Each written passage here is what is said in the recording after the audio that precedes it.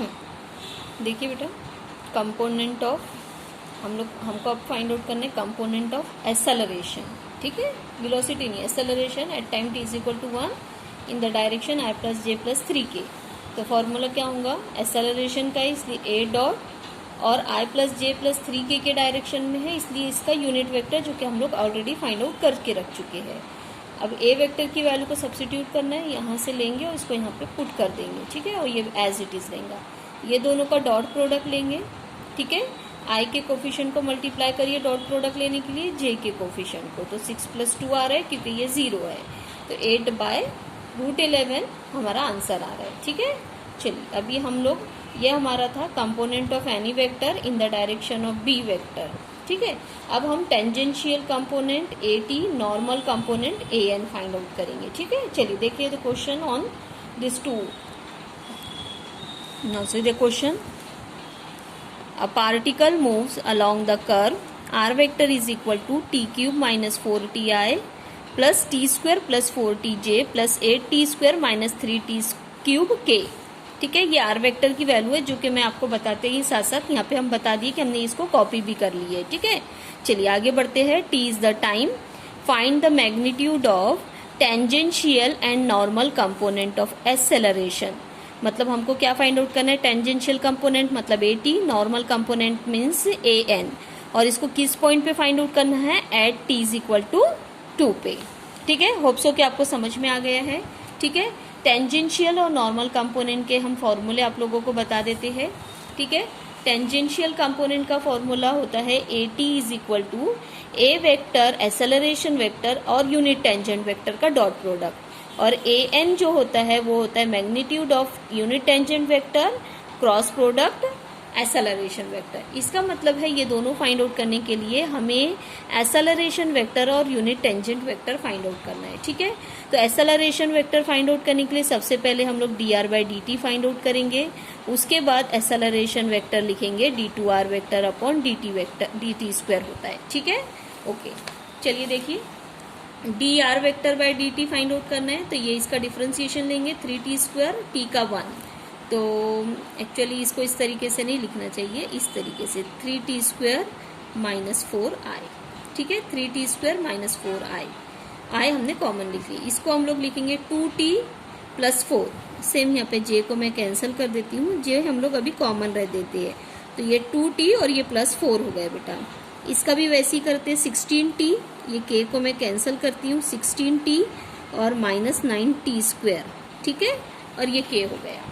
चलिए ये हो गया dr/dt। अब एक्सेलरेशन का ये फॉर्मूला है d2r square upon dt square, तो acceleration vector is equal to, मतलब इसका फिर से डिफरेंशिएशन, तो 3t स्क्वायर का होगा 6t, देखिए यहाँ पे इसका 0 तो ये लिखा है 6ti, यहाँ पे देखिए t का 1 होगा तो सिर्फ 2j होगा, यहाँ पे आइए, यहाँ पे देखिए इसका होगा 16 t का 1, ठीक है, तो ये हमने लिखे है 16, दिस वन इज 16 और ये है माइनस 18t, 2t होगा तो जिसको हम लोग 18t लिख सकते हैं, ठीक है। तो ये हो गया हमारा एक्सेलरेशन वेक्टर। अब हमें एक्सेलरेशन वेक्टर को और यूनिट टेंजेंट वेक्टर भी फाइंड आउट करना है, ठीक है। तो सभी को हमको t इज इक्वल टू 2 पे फाइंड आउट करना है, तो हम लोग एक काम करेंगे, इसकी वैल्यू और इसकी value t is equal to 2 पे फाइंड आउट करेंगे। ये क्यों बेटा, ये क्योंकि टेंजेंट वेक्टर है, ठीक है, dr/dt टेंजेंट वेक्टर होता है, तो हम लोग को unit tangent vector find out करना है और एक्सेलरेशन वेक्टर दोनों at t is equal to 2 पे फाइंड आउट करना है, इसलिए t इज इक्वल टू 2 दोनों जगह पे सब्स्टिट्यूट करेंगे। तो देखिए dr/dt की जगह पे दिख रहा है तुम लोगों को, हाँ चलिए दिख रहा है, तो ये देखिए at time t is equal to 2, ये दोनों वेक्टर इज गिवन बाय करके लिखा हुआ है dr/dt, तो यहाँ पे 2 रखेंगे बेटा, ठीक है, यहाँ पे हम लोग 2 रख रहे हैं तो 4 बनेगा, और ये 12 माइनस 4 बनेगा जो कि होता है 8। ये बहुत कॉम्प्लिकेट है, इसको मैं कट कर देती हूँ, ठीक है। आपने अभी देखे 4 इंटू 3 12 माइनस 2 इज 8 आए हो गए बेटा। ये 2t प्लस 4 है, यहाँ पे भी 2 रखेंगे तो 4 प्लस 4 8j हो जाएगा बेटा।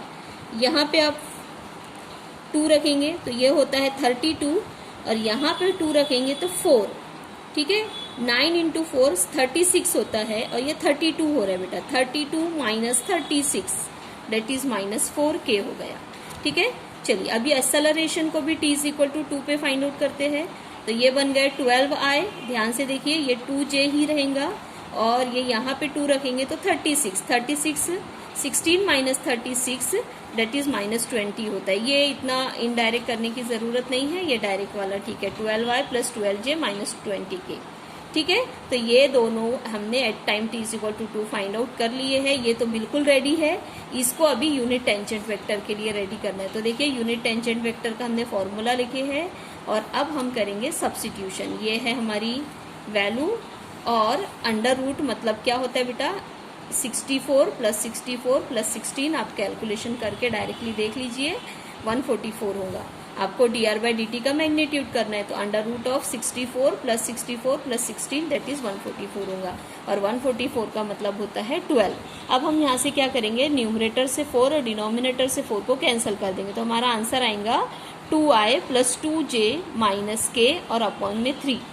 2 यहाँ का 4 निकल गया तो 2, यहाँ का 4 निकल गया तो 2, यहाँ का 4 निकल गया तो 1 और यहाँ का 4 निकल गया तो 3, ठीक है। तो इस तरीके से यूनिट टेंजेंट वेक्टर और ये हमारा सिर्फ और सिर्फ अब ये दोनों की जरूरत है ये, ठीक है। ये मैं एक काम करती हूँ, ए वेक्टर को यहाँ पे लिख लेती हूँ, ए vector 12i plus 2j minus 20k ये हो गया, इसकी ज़रूरत है। और टी कैप की ज़रूरत है जो कि हमारा हुआ है 2i plus 2j minus k upon 3, ठीक है। ये दोनों से हमारा प्रॉब्लम सॉल्व हो जाएगा। कैसे सॉल्व होगा, ए एन का फॉर्मूला लिखेंगे, सॉरी पहले ए टी का फॉर्मूला लिखेंगे, ए वेक्टर डॉट टी कैप, यहाँ पे ए वेक्टर की वैल्यू आएंगी, फिर यहाँ पे टी कैप की वैल्यू आएंगी। चलिए हम आपको बताते हैं, ठीक है। देखिए हमने यहाँ पे ये दोनों वैल्यूज को आपके लिए लिख के रखे हैं, ठीक है। चलिए देखिए टेंजेंशियल कंपोनेंट ऑफ एक्सेलरेशन का फॉर्मूला और ये हुआ सब्स्टिट्यूशन, देख लीजिए, चेक कर लीजिए।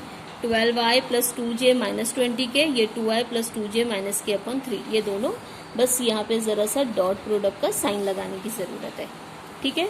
चलिए अभी डॉट प्रोडक्ट लेने के लिए दोनों के i, j, n के कोफिशिएंट को मल्टीप्लाई करिए। ये होगा 24, ये होगा 4 और ये होगा प्लस 20 और ये 3 एज इट इज़। आप इसको सॉल्व करिए, ये हमारा आ रहा है 48/3 डेट इज 16, ठीक है। 80 आ गए हमारा। अब देखिए बेटा नॉर्मल कंपोनेंट थोड़ा सा लेंदी कैलकुलेशन है, ठीक है। नॉर्मल कंपोनेंट ये होता तो ज़रूर है, लेकिन मैग्नीट्यूड फाइंड आउट करने के लिए पहले टी क्रॉस से फाइंड आउट करना है। और टी क्रॉस से क्या होता है बेटा, डिटर्मिनेंट होता है। मैंने शुरुआत के लेक्चर में आप लोगों को बताई हूँ, आई, जे और के लिखेंगे। अब टी कैप का कोफिशिएंट लिखेंगे, ठीक है। तो ये देखिए टी कैप का कोफिशिएंट क्या होगा, आई का कोफिशिएंट होगा 2/3, जे का होगा 2/3, के का होगा -1/3। तो ये देखिए 2/3, 2/3 और -1/3। अब ए वेक्टर का कोफिशिएंट लिखना है तो देखिए 12, 2 एंड -20 ये लिख दी हमने। यहाँ पे क्या किया बेटा, इस रो से 2 को कॉमन लिए है, इस रो से 1/3 को कॉमन लिए है, तो जो कि 2/3 कॉमन आएंगे। तो देखिए यहाँ से 1/3 लिए है तो 2 -1 बचा है, यहाँ से 2 को कॉमन, आप ऐसे भी इसको सॉल्व कर सकते हैं, हमने थोड़ा सा सिंपल कर लिए। तो ये 6, 1 और -10 बचा है, ठीक है। अब ये देखिए 2/3 को अलग कर दीजिए और ये डिटर्मिनेंट को सॉल्व करिए। ये है, ये डिटर्मिनेंट को सॉल्व करेंगे तो कैसे सॉल्व करते हैं, आई लिखे हमने -20 + 1, देख लीजिए आप, माइनस जे लिखेंगे -20 + 6, फिर के लिखेंगे 2 - 12, ठीक है। तो ये हो गया -19i, ये हो गया -14 और -1 + 14j और ये हो गया बेटा आपका -10k, ठीक है। तो ये टी कैप क्रॉस ए वेक्टर हो गया है, ठीक है। तो अब आपके लिए मैं ये पेज टर्न कर रही हूँ, तो T cap cross vector A की वैल्यू मैं यहाँ से कॉपी करती हूँ। ये देखिए 2/3 कॉमन था और ये है -19i है और ये 14j है और -10k है, ठीक है। ये मैं आपके लिए कॉपी कर रही हूँ। अभी हम लोग इसको यहाँ पे सब्स्टिट्यूट करने वाले हैं। देखिए ये है हमारा ए एन, तो ए एन में यहाँ पे सब्स्टिट्यूट करेंगे तो A N is equal to होगा इसका मैग्नीट्यूड, तो ये होगा 2/3 और अंडर रूट ऑफ, आप कैल्सी में डायरेक्टली भी कर सकते हैं, -19 का स्क्वायर, 19 का स्क्वायर, 14 का स्क्वायर और -10 का स्क्वायर, ठीक है। तो अब आप कैल्सी में करिए और आपका आंसर आता है, ये देखिए इसका आंसर आता है 2/3, एक सब कैल्सी में करना आप बेटा, -19 का स्क्वायर, 14 का स्क्वायर और -10 का स्क्वायर, ठीक है। और ये आता है 273, नहीं 273 नहीं आता ऐसा, सॉरी, आपका आंसर आता है 3√73, 3 बाहर आता है, सॉरी, ये आप सॉल्व करेंगे तो 3√73 आता है बेटा, ये दोनों कैंसिल, तो 2√73 हमारा आंसर रहेगा, ठीक है। तो आप लोगों को ध्यान से ये सब कुछ सॉल्व करना है। यहाँ पे हम लोग टेंजेंशियल और नॉर्मल कंपोनेंट को यहाँ पे रोकेंगे, ठीक है। चलिए आगे का question solve. Now see this question, a particle moves such that its position vector is given by r vector is equal to cos omega ti plus sin omega tj, where omega is constant. Show that क्या करना है, velocity v vector is perpendicular to r. The second one is acceleration a vector is directed towards the origin and has a magnitude proportional to the distance from the origin. And the third one is r vector cross v vector is equal to constant a vector, that is constant vector, ठीक है। अब constant vector है वो, ए नहीं है वो, सिर्फ a constant vector है। अ कांस्टेंट वेक्टर ये आपको प्रूफ करना है। तो चलिए हम लोग प्रूफ की तरफ बढ़ते हैं। नंबर 1 में V और R परपेंडिकुलर है। V और R को परपेंडिकुलर शो करने के लिए हमें दिखाना पड़ेगा कि V वेक्टर और R वेक्टर का डॉट प्रोडक्ट 0 होता है। सो वी कैन से कि इट इज परपेंडिकुलर, ठीक है। तो चलिए V वेक्टर और R वेक्टर फाइंड आउट करते हैं। R vector out is already given, V vector find out करेंगे, ये फॉर्मूला है R का डिफरेंशिएशन। तो चलिए डिफरेंशिएशन लेते हैं। कॉस का होगा -omega sin omega T I, ठीक है, और इसका होगा omega cos omega T J, ठीक है। तो ये हो गया V वेक्टर। एक काम ये करते हैं, आगे हमें A वेक्टर की जरूरत रहेगी, इसलिए उसको भी फाइंड आउट करके रख लेते हैं, जो कि dV/dt होगा, ठीक है। तो इसका डिफरेंशिएशन, साइन का डिफरेंशिएशन होगा ओमेगा cos ओमेगा टी, तो ये बन जाएगा -ओमेगा स्क्वायर, और यहाँ पे cos का होगा -ओमेगा sin ओमेगा टी, तो ये बन जाएगा -ओमेगा square sin omega T J, ठीक है। आप लोगों को ये V वेक्टर और A वेक्टर में जो भी डाउट होगा आप देख लीजिए एक बार, ये हमने फाइंड आउट कर ली है, ठीक है। तो अब एक काम करते हैं, ये मैंने तीनों वैल्यूज एक पेज पे मैं नोट डाउन करती हूँ, फिर आगे आपको कैलकुलेशन बताती हूँ। चलिए देखिए, हमने नोट डाउन कर लिए बेटा V और A वेक्टर को, ठीक है।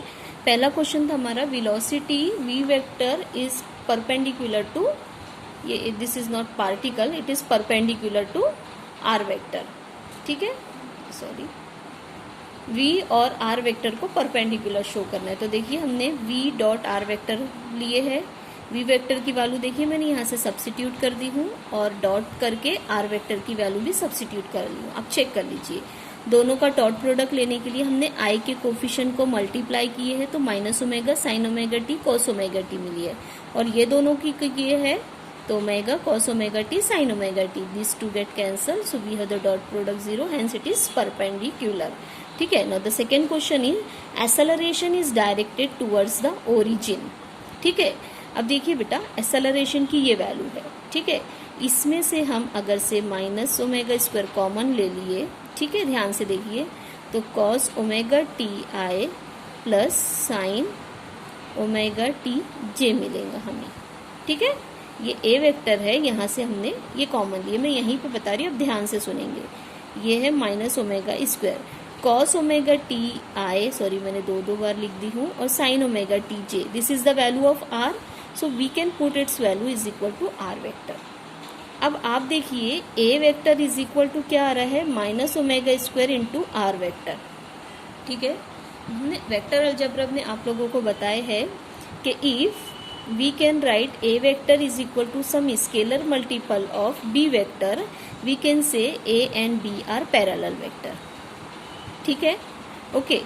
तो यहाँ पे हमें क्या दिख रहा है, these two are parallel, ठीक है, but here we have the negative sign, so what this negative sign indicates that के direction of A vector जो है it is opposite to direction of R vector।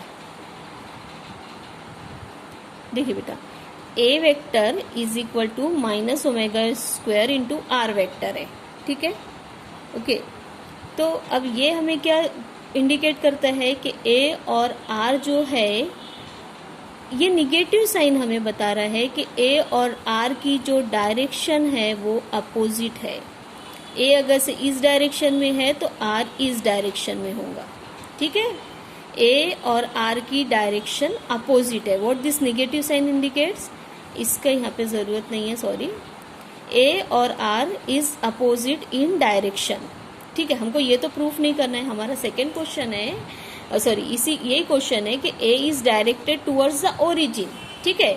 तो अब आप देखिए बेटा, ये है हमारा P of X Y Z, ठीक है। यहाँ पे ये हम एक्स वाई एक्सिस ऐसा बना लेते हैं,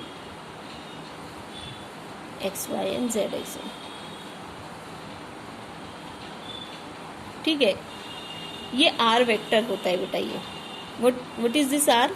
are vector is the position vector of any, ये एक्स वाई जेड ऐसे आप इमेजिन करो, ये एक्स वाई जेड एक्सिस है, यहाँ पे एक पॉइंट है, ये कर्व है। तो what this P is the position vector of any point on the curve. तो ये आर वेक्टर क्या है कि पी जो पॉइंट है उससे हम ओरिजिन पे एक लाइन ड्रॉ करेंगे और इसकी डायरेक्शन इधर रहती है बेटा, ठीक है। अब हम कह रहे हैं A and R are opposite in direction, but R is directed opposite to origin, तो A will be directed towards the origin, ठीक है। तो हम लोग सिर्फ इतना ही लिखेंगे कि A and R are opposite in direction implies A is directed towards the origin. You should know what's the reason behind that, ठीक है। अब हमें अगला क्वेश्चन उसी में ही है कि has a magnitude proportional to the distance from the origin. तो अब हमें इसका मैग्नीट्यूड लेना पड़ेगा। Magnitude of A vector it is equal to magnitude of on the right hand side, चलो यहीं पे ले लेते हैं, ठीक है। माइनस का मैग्नीट्यूड प्लस हो जाएगा, omega into magnitude of R vector, ठीक है, सॉरी ओमेगा स्क्वायर है ये। अब मैग्नीट्यूड ऑफ आर स्क्वायर क्या, आर क्या होगा बेटा? What is this? This is the distance of the point P from the origin, this is the distance of the point from the origin. अब आप यहाँ पे देखिए, can I write this is magnitude of A vector is proportional to magnitude of are because it is constant, so we can write magnitude of A is proportional to magnitude of R, but it is the distance of the point from the origin, so this has a magnitude proportional to distance of the point from the origin, like that we can prove, ठीक है। अब r vector cross a vector v vector is equal to constant vector prove करना है, ठीक है। तो आपको करना ये है बेटा, r वेक्टर और v वेक्टर का क्रॉस प्रोडक्ट लेना है। ये देखिए i j k ये r के कोफिशिएंट है और ये v के कोफिशिएंट है, ठीक है। आप इसको खुद ही सॉल्व करेंगे, ठीक है। ये देख लीजिए बस आप यहाँ पे, ठीक। यहाँ पे ये देखिए i लिखे हैं तो ये दोनों का करेंगे 0, j लिखेंगे तो भी 0 आ रहा है, और k लिखेंगे तो ये दोनों का ओमेगा कॉस स्क्वायर और ये आएगा प्लस, ये देखिए प्लस, ठीक है। और ये यहाँ पे इस तरीके से cos square plus sine square 1 होता है, तो ओमेगा के आ रहा है, that is the constant vector, ठीक है। तो r क्रॉस v वेक्टर हमारा कांस्टेंट वेक्टर आ गया है, ठीक है। यहाँ पे हम लोग स्टॉप करते हैं, यहाँ पे ये टॉपिक फिनिश हो गया है।